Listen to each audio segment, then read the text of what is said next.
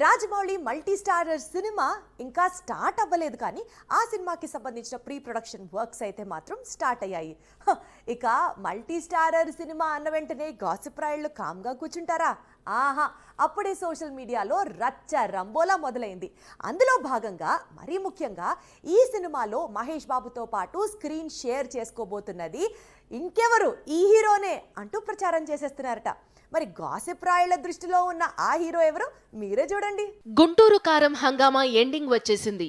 దాంతో super star తన next సినిమాపై ఫోకస్ పెట్టాడు. రాజమౌళి మేకింగ్ లో నటించేందుకు సిద్ధమవుతున్నాడు. ఈ సినిమాలో చేసే యాక్షన్ స్టంట్స్ ప్రిపరేషన్ కోసమే జర్మనీ వెళ్లి అక్కడ ఒక డాక్టర్ను సైతం కలిశాడు. ఇప్పుడు హైదరాబాద్కు కూడా తిరిగొచ్చేశాడు. ఏప్రిల్ లేదా మే నుంచి రాజమౌళి మహేష్ బాబు షూటింగ్ స్టార్ట్ కానుంది.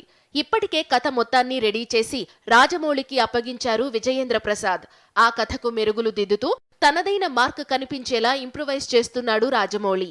అయితే ఈ సినిమాలో మహేష్ తో పాటు మరో హీరోకు రాజమౌళి అవకాశం కల్పిస్తున్నాడట.